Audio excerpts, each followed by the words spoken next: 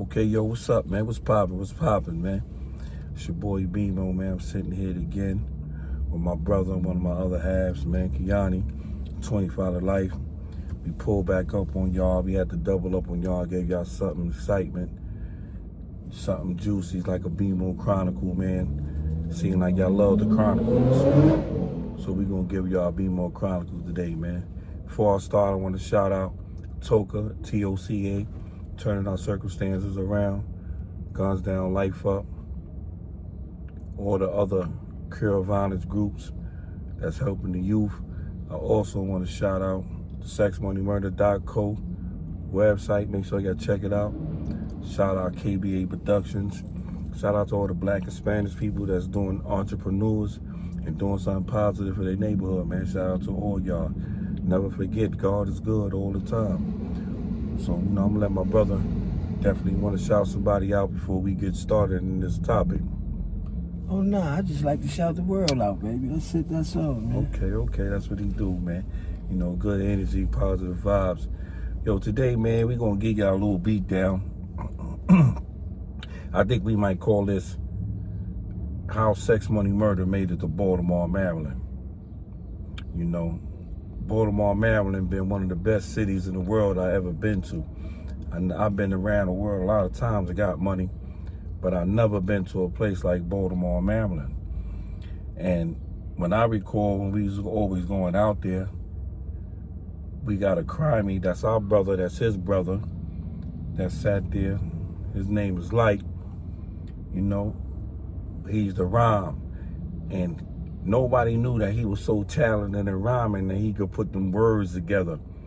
And he just like, yo, man, we was sitting in his city. He was like, yo, and in a rhyme, he put, this is what our life's about, sex, money, and murder. Then he just put it all together. And it all started in Baltimore, Maryland, man.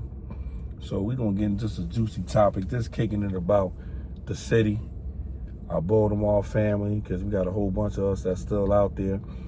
We met a lot of real good men that's out there in Baltimore, you know what I'm saying? So shout out to them all, man. What do you think we could start off with one of the best topics? Now, the best topic is you going to a town, first time, right? Mm-hmm. How was it when you was on the blocks, and how did you see that shit? Like, how do you view that shit? That shit was like different. It wasn't like you was walking into the projects and you was walking into like a suburb type joint. Like, how did you feel? Like, Yo, you know what's so crazy? I don't know if you remember one day we was on the stupid shit, and prior to going to Baltimore the first time ever, about a month and a half ago, I went with my mother's boyfriend at the time out there to visit his son. And I went through the West Side one time and seen the aunt that lived over there across the street by the hospital. Oh, on West Baltimore. On Baltimore Street. Right, yeah. And I came, so I just went there. But I'm there maybe still as a kid going to visit the family and left. And they like, yo, be careful out here in the street. This happened. Huh? So you out there, you know, you always hear the gunshots or whatever. Not knowing prior to that, 60 days later, 40 days later, I'm out there hustling now. And you see these little row houses, you'll think there's nothing going on. But it's like when you take a step in this alley, yo, the alley, the whole world just changes. Because it's like everything go down in this alley. You know what I'm saying? The shit go down on them blocks and all that. Yeah. But when you take a step out in that, that's them dog spots. Man, you go in them alleys and all that shit. I mean, for real, to be honest with you, like, you know what I mean? When I first went out there before y'all, you know what I mean? Then, you know, you lost Rob. And then I was like feeling some type of way. And I was trying to, you know what I mean, find the right, like, air lights to be able to come out here and be able to hold on to the magnitude to keep me going out there. So it was like, it was constant drama, right? Yeah, so I just, you had to handpick somebody that was battle tested. Mm-hmm. You know what I'm saying? So you couldn't just grab anybody and be like, yo, we going out of town. That after we lost Rob, it was already like, let you know, like, yo, it's the kill or be killed. So to have y'all come out there, you dig what I'm saying, you and Light, you know what I'm saying? It was like, that was my comfort zone. You know what I mean? Know that shit hurted you bad, man. I know you coming then and used to do it. And one thing used to always stress to me, like, yo, don't never fucking slip, man. Nigga, we be going today, tomorrow. And I'm sitting over there like a motherfucking big old kid all the time. Man, come on, man. We all right. We ain't doing this shit. And I'm telling you, don't let me on the slip. And you know what I'm saying? I'm like, yo, man, we gonna be all right. And I can imagine how you talking about being battle tested out there because, it was so real in the field. We seen so many niggas getting murdered. Yeah. I'm talking about, it's a famous phone out there that motherfuckers go to this phone call to call their people. Oh, yeah. How many niggas get killed on this phone, man? The nigga shot, he almost got shot one time, the phone swinging and shit. He come around the corner. We used to have to go to this phone and literally take turns with all of us holding the guns while we buy phone cards. From the store use the phone cards and call and everybody on security just sitting there all the time, man. So many people got killed. So that shit was so like when you say you had to be battle tested from how we connected and our vibe from us going hard from our projects and our cities and going on out there, you know what I'm saying? It was so much. Remember, we was on constant go time. Yeah, we was kids. You know what I'm saying? But I think that spark, I ain't gonna lie to you, like, I fell first, but I think, having a taste of that, I think that just sparked you and, you know what I'm saying? Like, that just, like, nigga already had the cake. I think that was the cherry, bro. It had to be, because it turned us out. It wasn't New York, like, we came up, we was gritty. Don't get it twisted. We was gritty. We swing the knives. We have 18 shootout shit like it's nothing like Baltimore. Baltimore took it with the cherry was on top. Nothing like Baltimore. When you came back to New York, you had the edge, bro. Niggas ain't had an edge like that, bro. It was nothing like Baltimore, the best city in the world, the red bone hosieman, Crazy Johns, you know what I'm saying? Crazy Johns, El Dorado. It was nothing like, you know what, another thing that bugged me out? Mardarman or Mar. But number, I ain't never like to get fresh. Actually to stay getting fresh. Now you got the Pelly. Yeah, we bust out the you started taking us go get the Pelly and all that shit. We like, we going on. So I remember the first time we finally get to say, we about to go back to New York. Now, we've been on this block maybe 60 stays. These girls see us wearing our same clothes out there. But this day we was going home and we ain't got fresh and we was all fresh on the block. So the bitches was like, hold up. Who the hell is y'all? The block just started getting rocking. Yeah. Where we like, we ain't going for nothing out here. Yeah. They think that's fresh and they was like, oh no, y'all getting money. Cause they just thought we was out there just pitching, not knowing we was living out there getting all this money. Yeah. You know what I'm saying? And that's what was crazy. And I just, I was telling you, I just loved it. And when you say that shit gave us the spark, that shit was everything. Yeah. You know what I'm saying? I remember being in the city and they never even seen Spanish dudes.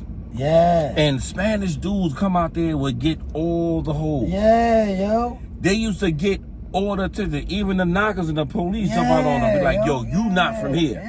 Where the hell you from? Listen, I don't give a fuck what we you... had to hide the nigga Ito. Oh, when man, they was looking for Los in them. Yup, They looking for Los in them. They ain't know, they had a face of Carlos with the China white joint. Oh, man, Los, my son Los, man. I ain't seen the nigga. I love the nigga Los. I remember one time, one thing about Light, man, this nigga knew everybody in America. We all been knowing him because, I know y'all all know him and all that. So now, remember, we used to mess with the broad over there on Colgate Avenue. The white going over there and always pulling up over there and going over there on Lafayette where Mo and them's from. So, but you know what's so funny is this. We probably at our all-time high out there. They already know what we about. They know that this alley is not going for nothing we on. Right? So Los come run up on us one day. I never seen this shit in my life. So he comes walking up. He like, y'all little niggas is getting busy out here, man. But you know what? Y'all trying to go too hard. But when I send them on you this time, I'm going to send them on you. So, look at me like, what? OJ, AJ. Cause none of all OJ, AJ, we all brothers. So, say, AJ, BJ. Look. No, like BJ. Like BJ. You OJ. I'm OJ. No, you AJ. AJ. I'm OJ. You OJ. Shot DJ. Mutt, God bless the dead with CJ. CJ. Yeah, that's how the lineup was. That's how. So number he looked, was like, BJ, yo, oh, you show one. I'm like, what, nigga? We stay ready. He like, oh yeah, you stay ready. So the man walks off, right? He said, but this how they coming. When y'all mess with me, this how I'm sending them at y'all. Cause y'all a little bit too much we can't handle. Y'all coming up too much. So we all talking shit with them los. Yo, I ain't gonna lie, man. We look back around the corner after that. Yo, it was at least 30,000 fiends following them in the street. Cause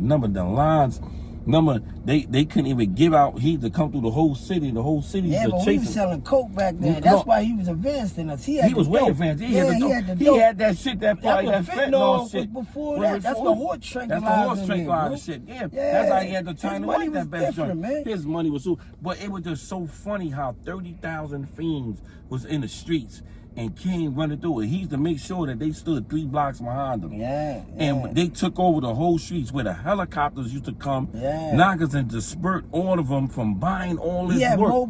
He had mobile dope spots though. He pop up anywhere, bro. Anywhere, man. And that shit would go make. I remember he had the big ass Bronco. He had the big Bronco, yo. The motherfucking looked like a Land Cruiser shit, man. That shit, remember they said every time he opened up he made $1 million every time. Yeah, no man. $1 million. That BMO was different, man. The experience, you know what I'm saying? The gun experience, the money experience. You know what I mean? The females. The females experience. The females is different. That shit was bro. serious. Yo, then he came back through that night. That's when the BMs, the 5 Series BMs with the sunken trunks, right? He came back through in one of those with the BMs and the sunken trunks. He come running through the joint. He come running through the BM and the sunken trunk. You know what I'm saying? And he hit the air horn and he like, yeah, I told y'all this I'm gonna come get y'all. Now, you gotta be laughing because I'm thinking about Light. Remember when he first started getting this little bit of money? So he got the Gucci chain and the nugget watch, the gold nugget watch. Oh man! And he put it up there on the bed post, and he just sitting there staring looking at it. Now he look at this nigga. Oh man! He used to look up to the nigga's sleep. Sleep was a slick nigga to him. Sleep was his yo. He like yo. He loved to sleep, but then when he started getting the jewelry, and all that shit. Because he sleep. You couldn't tell him, man. You couldn't tell a man nothing, man. The gorgeous gangster, man. Yeah. He was going, then the more money he got, man, the more, you should have seen. Now, y'all changed after y'all peeled off. Y'all peeled off, that's when y'all went your own way. Y'all niggas started grinding your own shit. I stayed there. But y'all niggas took that shit to the next level, man. bro. We was going, that shit, it was just so light. And you know what? He tried his best always to go back to that city. We thought, you know what I'm saying? We thought none of y'all fell. I used to talk to him. I was in the pen. I used to talk to him. But none of y'all fell. We ran up out of there. No, I fell. I'm the only one that fell. Yeah, you fell first. Remember everything. But now we all scared because motherfuckers like, yo, they got your brother. They looking for y'all. There's over 30 murders. Y'all remember? So motherfuckers like, yo, we ain't never going back out there. Niggas is like, yo, this shit is crazy. You know what I'm saying? So we couldn't even do nothing. This shit was just so bugged out. You know what I'm saying? And all that shit just changed. I ain't gonna lie though. Like after the niggas got locked up, then they extradited me back to New York in '95. I seen the nigga Light. I'm like, damn. I called him. I said, yo, BJ. But after that, I ain't see him. But I never really knew what the fuck really turned out to the legacy of y'all niggas like that for real. I was caught up on the OJ shit. I'm just OJ and I'm just trying to get my way out that situation. You know what I mean? No, then we was sitting there and then we turned up. But you know what's so crazy? Like, as the power becoming and it was getting advanced, it was a new thing going on Rikers Island. You know what I'm saying? And this was like the norm, what was going on Rikers. So the norm was blood. You know what I'm saying? So motherfuckers like, blood? What you mean? Y'all want to turn blood? So motherfuckers like, yo, like telling niggas like, yo, we ain't turning blood. I got my own gang. We doing our own thing. We ain't doing nothing blood. Not really realizing what the revolution was about. Yeah. Cause we was already against police, but it was a bigger cause. You know what I'm saying? And I'm not gonna get too in depth with it, cause like I always say, yo, it's bits and pieces that I'm gonna give you, but this is similar things that's in the Sex Money movie, Yeah. the series, the story, the history of breaking everything down. You know what I'm saying? Getting more in depth with 25 to Life. You know what I'm saying? Because you know they always saying in the 25 to Lives and the dudes do it, but don't forget, if you know and realize that's how they say 252. You know what I'm saying? So it was sex, money, murder, 252. Motherfuckers wasn't even knowing it, even though it was only one way. You know what I'm saying, though? But at all costs, motherfuckers always repping each other and the brothers.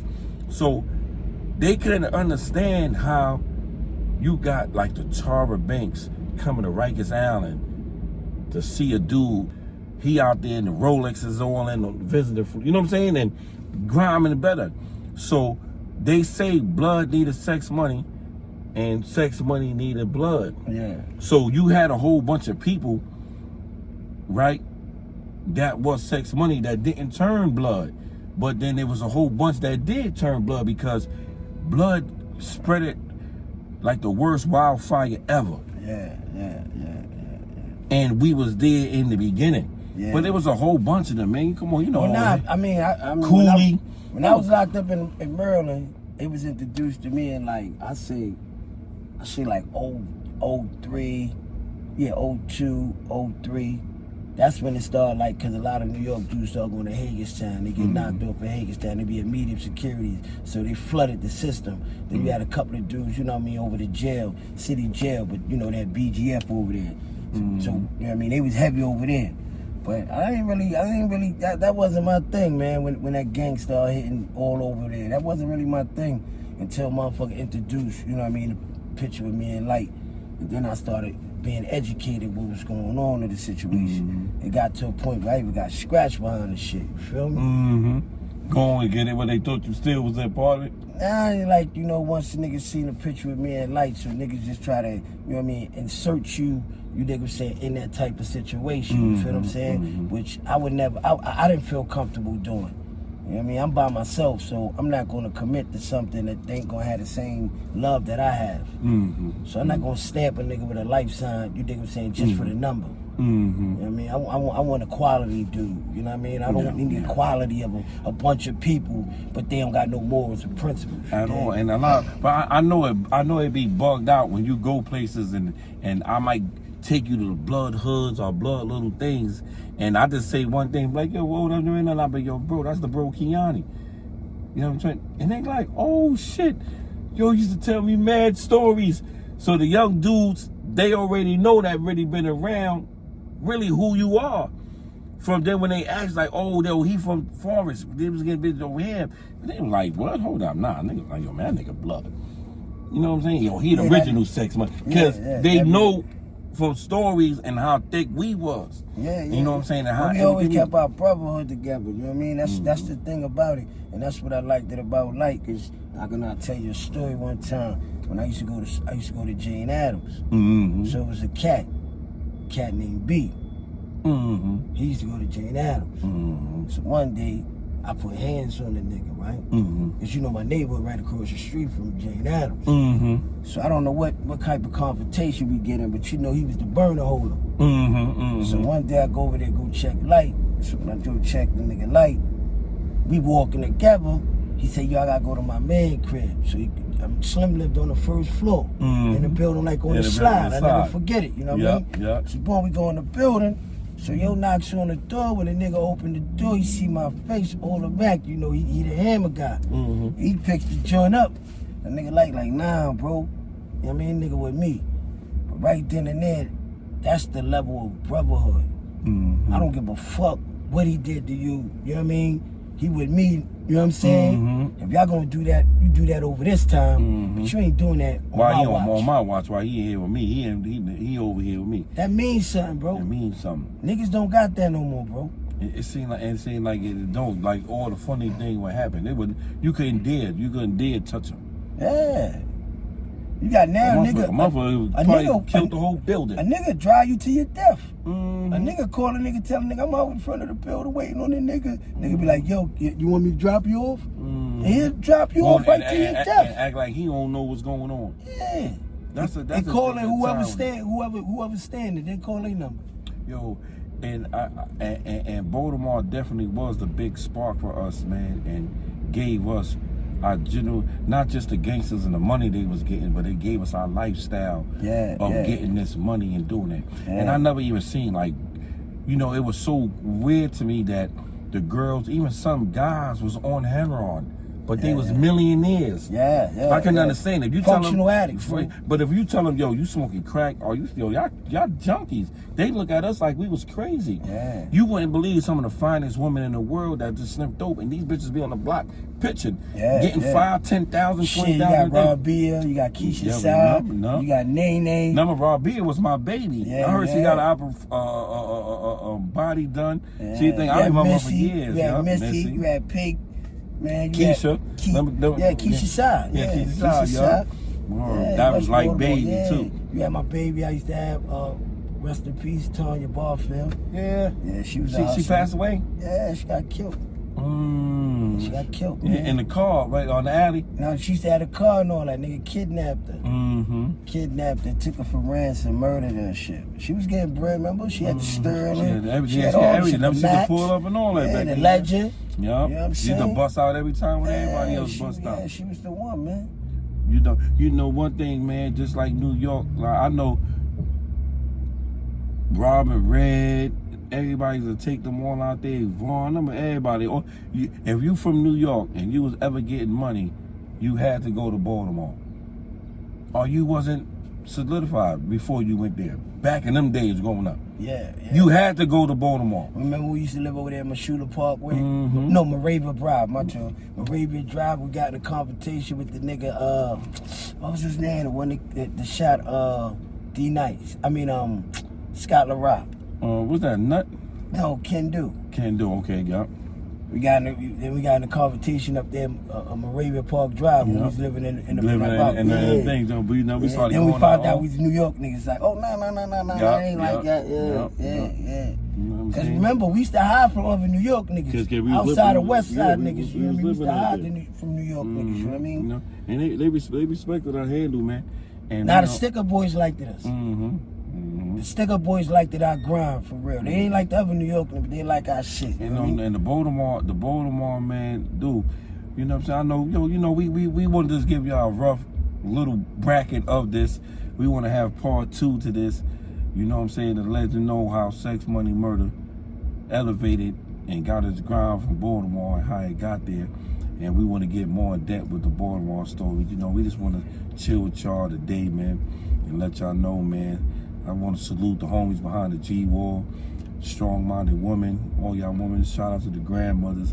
You know, I'm going to give y'all some more another little later time, man. We ain't going to take y'all up too much today, man. I'm going to sign out, man. Uncle Low, man, I see you out there working, man. The real Marlo from the Y. I see you out there working, man. You know what I'm saying? Joe Fitzgerald. Oh, man. Remember they did that joint on the wire when they say, yo, some New York dudes out here causing havoc. He said, man, I love New York people, nephew. Yeah. You know what I'm saying? But you know, growing up, they say, yo, they were talking about us on the alley, and they said we started stepping it up to another level for the city. No doubt. You know what I'm saying? For New York holding it out there. We was little Onyx niggas before Onyx came out. Man, for real, man. But shout out to Baltimore City, man. Everybody out there, man. You know, my little homies, man. We shout out, Keep walking on water out there, man. Definitely, man. Definitely. It's not impossible, bro. We'll catch up to y'all a little later, man. You know, sign out, man.